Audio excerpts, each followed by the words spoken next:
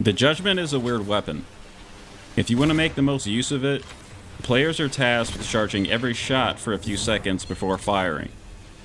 It does come with 2 forms of elemental damage, which is rare in this game, but you can only access them through fully charging charged shots.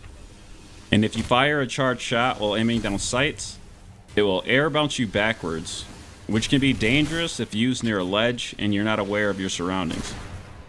I definitely died once by air bouncing myself off a cliff, and there were a couple of times in there I almost died. All in all, it's just a weird weapon to handle in combat, and because of that, this is probably the weirdest build I've ever concocted.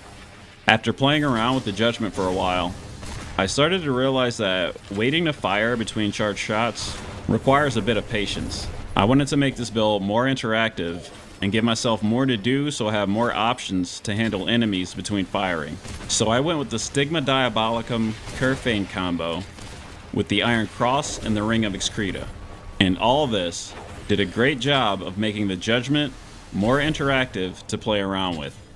The Stigma Diabolicum Kirfane combo is a good one for a number of weapons in the game. With the right setup of rosaries and arcanas, you can have a seemingly unlimited amount of SDs to cast in any given encounter. And with the Kirfane guaranteed to trigger and deal its electric damage on the first shot after casting a light spell, you can have the Kirfane going off far more than the every 20th shot threshold it reads on the card. So this tactic works well on slower firing weapons. It's usually paired with long-range, single-shot rifles. But what if it's used with something like the Judgment?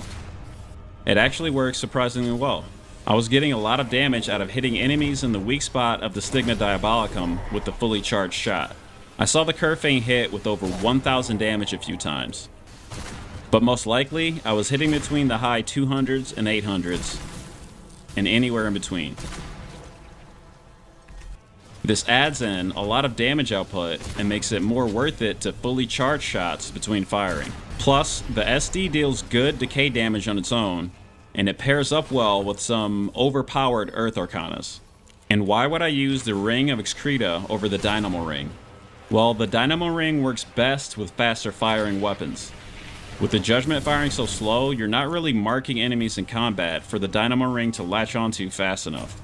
And yeah, you can fire the Judgment without charging, but most of the time you're gonna want to charge to get off more damage and finish off enemies faster. So because of the slow fire rate, I feel the Ring of Excreta is a better fit for this weapon.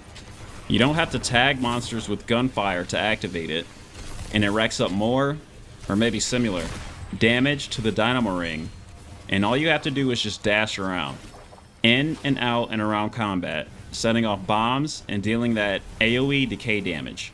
Plus, now we have even more reason to use the Earth Arcanas. The Iron Cross is important here to keep enemies off your back while you're charging up.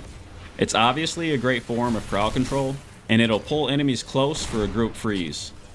I basically only use the hang fire when I got rushed, and sometimes as a way to ignite enemies.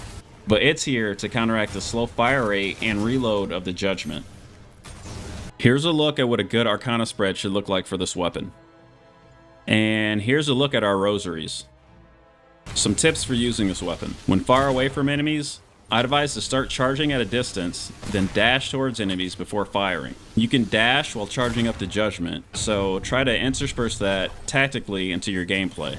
The Ring of Excreta gives an extra 3 meters of dash, and you can deal damage and stun with its bombs. Use the ADS air bounce to be tricky and reposition in combat. The decay effect of the Judgment isn't all that strong, but the freeze orb is goated and can freeze multiple enemies at once. And cast the Stigma Diabolicum as often as you can in combat without running out. And that's that. I didn't mention this was going to be a weird build, didn't I? But once I got everything figured out, it turned out to be pretty fun in the end.